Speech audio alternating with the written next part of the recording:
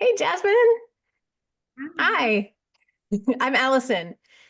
Hi, nice to meet you. Nice to meet you too. So I'm excited to dig in.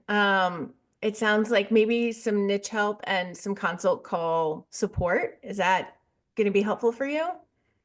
Yeah, I think so. I'm kind of just with consultation calls, I've been going off of just like a general uh, um, guideline that I kind of made up for myself. And so I wanted to see, yeah, if there's a better way to go about it, especially with just like wrapping up the call too. Mhm. Awesome. Yeah. So I can kind of share the way that I've done it that works and Sure. like give you any words, like take any words that work. And this can be recorded and Meredith can get you the recording if that makes it easier too. So Awesome. Okay. yeah, She phrases things very well. You have a way awesome. with words, for sure. Yay. So basically, I'll say, like, tell me a little bit about why you're coming in to therapy, like what's going on in life. And some people will tell you like the 45-minute version if you let them, because like everything feels really relevant. And I totally understand that. And for those people, that's why I say a little bit about what's going on for you. Because it kind of Mhm. there's a frame there for them. And then some people will be like, I've just been sad lately. It's like, okay, let's get a little more. So if Right. somebody is kind of like off to the races and they're talking and talking, and you're trying to get a word in edgewise, what I usually say to get in is like, this sounds like a lot. This has been clearly really hard for you. So like validating them. Um, Mhm. because what clients are calling to make an appointment. And that's what I really want everybody to understand about consultation calls. They're not really calling to interview you. Like if I've got a mole that needs looking at, I'm not calling the dermatologist and like wanting to chit chat about it too much. Like I want to make an appointment. And that's how most of our people come in. Every now and then we have somebody shopping for a therapist, which I also think is fine. But most of the time, this is the step they're getting through because they need to in order to make an appointment, which can help with confidence at the end of the call if you keep that in mind. So I'll Yeah. validate like this sounds like it's been a lot for you. So if what they're talking, assuming what they're talking about is within my wheelhouse, it's something I know I can help them with. Um, then I'll say, it sounds to me based on what you've said, like we'll take um, panic attacks, for example. Somebody's talking about these panic attacks they're having. It sounds to me like you're struggling with a lot of anxiety, potentially anxiety attacks. This is something I have a lot of experience with. And from my perspective, it feels like it'd be a really good fit. What questions do you have for me to see if I'm a good fit for you? And most of the time, us just like sitting there on the phone, listening to them and validating them already has them trusting us. Because this isn't the Mhm. first they've heard of us most of the time. They've seen you on the website, they've checked you out before. And so often it's like, I mean, I feel good. It's fine to go ahead. And then I'll say, awesome, let's look at the schedule. I've got these times available. Which of these work for you? And I usually only give 2 to 3 times. Even if you've got a lot of space in your calendar, I don't want you to be like, I have these 73 times this week because nobody wants to see me. Sure. Like we don't want to give that impression. Um, Smart. so you give them the times, and if they're like, oh, I can't do any of those, then I'll say, like, what's your availability? Let me see if there's something that I can make work. I'm not working outside of my work hours. But if I do happen to have a space I didn't tell them about, then that gives the opportunity to fill that. Yeah. Um, and just coming at it, like they really do want to they want to make this appointment with you, Jasmine. They're not wanting to quiz you or anything like that. They want help, and you're the person they want to see. Yeah. That's a good point. I think where I can struggle is like since we do take insurance, Mhm, just wanting to make sure that that all lines up for them. mhm, But then that's kind of where I can struggle with the waiting time because I did switch verbiage as of last week because previously I was just like sending them the code so that they could check with insurance and make sure that payments were going to be okay for them. But last week I did start just asking, how do you feel about moving forward? And then I did have, a couple people that were good to move forward, but then a couple that did want to look into insurance before scheduling anything. Um, but then, yeah, I wanted to ask you too, like, how often should I follow up?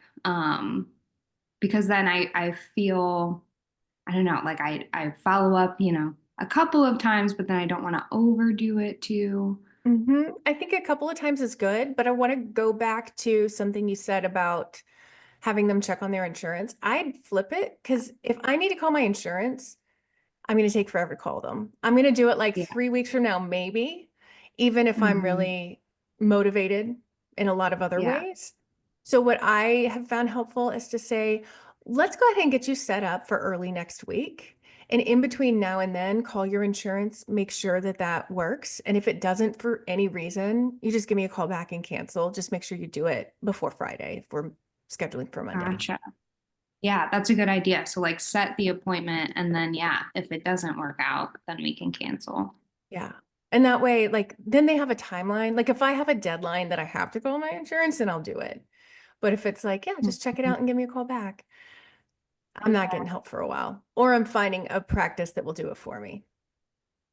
Yeah. Mm-hmm. Yeah. And this is, Jasmine, we do have, the ability to verify their insurance. And if you're like, Right. No. you know, I don't want to put anything on them, I want to make this as easy as possible for them to get on my schedule. Like we can offer that. And Chris is doing most of that work for us. We have a medical biller who like verifies benefits. You can just say, hey, just send me a copy of your cards. I'll put it in the system and and anything we can do to make it easier on them. It Mhm. sounds like would be a helpful, like take some of those obstacles out of getting them on your schedule. Yeah. Mhm. Yeah. And some EHRs also have like instant, like I know with therapy notes, it will allow you to look at what their real-time insurance Yeah, benefits are. it's that's we use Simple Practice and they have like a verify your coverage. It's Mhm. just not the thing I always It's just discourage. if it's active. Mhm. Yeah, Got it. Okay. So it's because it's not the good active. info. Yeah, and but Chris will actually look at what their copay is going to be and communicate that to them. Mm-hmm. Yeah. So you could Yeah. say like, "Look, we can go ahead and set this appointment up. If you want to send us like a picture of the front of your insurance card, or you can, send it in an email to Chris Mhm. and Mm-hmm. we'll get back with you about what your insurance benefits are. Like you could do that, or you can have them Yeah. call. And what I've found is a lot of people will call to understand, or they won't call, but they're like, I'm fine to just figure it out. If I've got a deductible, I've got a deductible. Um, but what they really want and need is to be seen. So, Mm-hmm. Yeah, because I've definitely found that that's where the waiting time comes in because it mhm. is, yeah, a big obstacle for them to call, and can just, yeah, take a few weeks. Yeah. So you could That even was go, such a useful piece of advice. So just yay. figure, right? Like, where's the bottleneck? That's, Hmm. yeah, it's Yeah. totally Yeah. So holding you could us go back. back with people who've kind of ghosted and say like, hey, I'm following up in case the insurance piece is like a barrier for you. We have someone on staff now who can check benefits. If you want to get back with me with your insurance information, we can take care of that for you. And that might get you a few Yeah. people in at once. Yeah. That's a good point. Cool. I'm, yeah. Then yeah, I think that I have been definitely building my caseload and that's been going well. I just have like a lot of biweekly people. Mhm. And so then I feel like I have to fill in the other weeks. Um, so yeah, I don't really know kind of what that number then looks like in terms of having a full caseload because I do have so many biweekly people. Mhm. Are they bi-weekly because clinically that's what's like best for them, or because it's just more convenient because they've got other things going on? Financial. I would say, a few definitely clinically appropriate. And when I have had ones where we did need to meet more. That was a conversation that I had, and we switched to weekly. But then otherwise it's like, oh, I'm private pay and I need to spread out, the amount that I'm paying for services. And yeah, I would say a lot of the private pay ones are the biweekly people. Okay. But it's clinically okay for that. Like they're still going to make progress at that pace. Okay. Yeah, I would say I can think of one that would probably do better with weekly, but he would really struggle with payments. So I think that biweekly is, yeah, just gonna have to work for him. Yeah. Yeah. So what I would suggest is like stacking your biweekly people. So like Tuesdays at 2 are your times where you have biweekly people. So you've got the first and third of the month and the second, the fourth of the month. And like they just kind of fit in like puzzle pieces with each other. And that way you can see what your availability is. Cause I'm a big fan of like, I have the same people at the same time and day. It's easier for them to arrange their schedule. They're not having to scramble a week before every time. It helps me see and know. Yeah. And it just helps me know, like, what do I have available and what do I not have available? But when you have a lot of biweekly people, it does make it really messy because then when you have weekly people calling and wanting to fit in and you can't squeeze them in, then it's impacting your practice and your ability to take home money. So stacking, having those times that are set for biweekly people and just shifting them, like letting people know I'm shifting my calendar some. I want to see if these times work and having a few options for the first people you ask. And I would do it strategically, like the people who have more rigid schedules, like they just can't take off as much time with work or they're not working from home or whatever. I would give them the most choices and then kind of whittle it down from there. But having them fill in for each other really makes a big difference in having nice healthy gaps in your schedule for the weekly people. Okay. That's a good idea.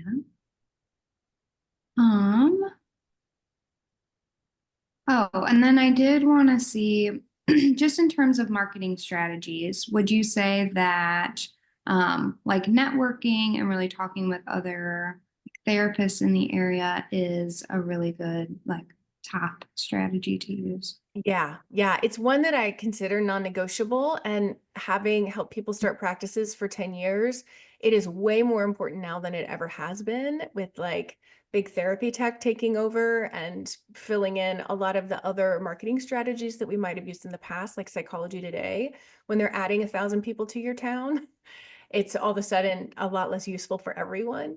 So we're starting to see that in different places across the country. But the thing that big therapy tech cannot mimic is relationships. And so as you build those where you live, and even afar, if you're seeing people online, you can build those relationships via Zoom. It's going to be, I would say it's probably going to be the top thing to keep us all full in the future is those relationships. The other thing Allison's a big proponent of is finding your niche. And I know that, and maybe she can give her elevator pitch on that, but I know when you're starting out, it's so hard to even know, like, what is my favorite kind of client to work with. But that's often where I think the conversation starts is tell me about your favorite client and what is it about them, what they're going through that you feel is such a unique fit for your skill set, and then kind of like building a niche there. And really, because you've talked a little bit about trauma, but we're in OCD anxiety clinic, so we're seeing more of those referrals. But yeah, anybody want to jump in? I just wanted to throw that out there. And I mean, I see trauma as a really great plug-in to anxiety and OCD because there is that Venn diagram overlap that like somebody might be more present to their trauma than they are, like, or more disturbed by their trauma than their OCD. Or they might be in denial about the OCD, but they can absolutely acknowledge that they have trauma. So, and there's so many people with anxiety that think the anxiety is because of work or whatever, but it's Right. like And you're like, underneath. oh, wait, what about that thing? Yeah. Right. Yeah. So, like, trauma is a pretty heavy niche. It's a really important niche. So I think when I'm helping people with their niches, it's really important to think about, like, how are you going to feel after a day of seeing somebody? Like, however many clients you want to see in a day, are you going to come home and still have energy for the people you love, for yourself? Yeah. And for some people, like, I mean, I just call it trauma heavy, but it also is so fulfilling and so rewarding because you get to see so much strength and resilience all day. So it just depends on the therapist and the caseload and the, like, the number of people you're seeing and the fit of the people you're seeing, which is part of why niche is so important, because it's a really Yeah. great recipe for burnout to not have a niche. And I Mhm. don't want any associates getting burned out. I mean, there are plenty of associates that are burned out for good reason, and I want to minimize that. So Yeah. That's a talk to really good me. point. What I would say is that, like, working with OCD, I've really enjoyed it. And like, the more that I learn about it and do research and trainings, like, I really do enjoy it. And I really enjoy working with the clients that I have that have OCD. And anxiety has always been like my wheelhouse, even when I was like working at an agency and was more of a care manager role. Like, I really enjoyed working with people with anxiety, just helping them with like mindfulness and balance and CBT stuff. Like, I really enjoy that. And when Meredith said, just like thinking about, some of the clients that you feel like you're a really good fit with and like are your favorite, I would definitely say that the people with anxiety is where I feel is a good fit. I also really enjoy working with depression, because I do really enjoy like meeting people where they're at and helping them make small steps, as well as kind of digging into their self-worth, and those kinds of things. And so with that, I feel like 99% of the time trauma comes along with it. So like, yes, I enjoy working with trauma, but it doesn't necessarily, yeah, like have to be trauma solely. I think Mhm. that, yeah, there's always trauma pieces that end up coming up, and I do enjoy like helping people work through those things and process it. But it can also just, yeah, kind of be like something that backpacks the other stuff. Mhm. Yeah, yeah. And it's fun and it's interesting thinking about, like, how do your clients identify their problem before they come to see you? Because 3 sessions in, they've got more insight about it. It's like, oh yeah, I'm Yeah. processing trauma that's really led to a bunch of depression. Instead of like when they first come in, where it's like, I don't know what's wrong with me. I can't get out of bed sometimes. Like, I don't want to see my friends. And if we're marketing to where they're at before they come and see us, they feel so seen. They feel an immediate sense of trust. Um, but if we're too far down the line from our ideal client and we're talking about trauma and they're not there yet, then they don't see themselves at all. So for Yeah. you, it's thinking through, like, who's your favorite? If 60% of your caseload could be one presenting problem, which probably has some other underlying or like comorbid things going on, but like they identify their problem in one specific way, it's not all your caseload because none of us want 100% of our niche. Sure. Like, Yeah. this is putting you on the spot. You don't have to stick to this answer, but gut reaction, like, what would you want 60% of your people coming in with? Definitely, I think anxiety, Mm-hmm. because, and maybe it is just because that is really my wheelhouse and where I feel most comfortable and knowledgeable. Mm-hmm. 'Cause again, like, I do really like working with my OCD clients, but yeah, still feel like I'm getting grounding in that. So yeah, definitely see anxiety more so. Mhm. And, of course, just like clients who are willing to, do homework and try things that I suggest, or, just teach them about. But I feel like that can kind of be therapists in general appreciate, Mhm. clients have some follow through. Yeah, yeah. Well, so we can take anxiety and we can add specificity to it. So maybe it's Mhm. anxious young adults, maybe it's anxious empty nesters, maybe it's anxious new moms. So like finding a demographic slash Mhm. specificity to add to it to make it um Phase really of life. pop. Yeah. Yeah, it could be phase of life, and it might be it might also be a particular presentation of anxiety. If you love helping people who have panic attacks, be like, get to that place where they're like, oh shit, here comes a panic attack. Just write it out like I have a Yeah. million other times. It's okay. Then, Yeah. like, it could be panic disorder, or like you could frame it as anxiety attacks, which is what colloquially they're often called. Um, or if you really love generalized anxiety disorder, you can frame that in the ways that your ideal clients present with it. Like you never not worry. You're always stressed out and you feel like you've got to be doing something all the time. So the specificity diagnostically or presentation wise, plus a demographic can be really, really helpful for people to feel like, okay, Jasmine's my person. Like this is the person who's really going Yeah. to get me. Mhm. Yeah, I do feel like, especially recently, when people have read like my bio on the website or on Psychology Today, I have had people say, that's exactly what I'm going through. And I think you totally understand. And I think that my bios are more tailored toward, you feel like you want to relax and your brain's not shutting off and you're worried Mm-hmm. about, all the things that you have to do today, tomorrow, next day. Um, So So yeah, but that's the a good point about the like age range too. That's not something that I have necessarily, thought about or pinned down. Mm-hmm. What were you gonna say, yeah. Meredith?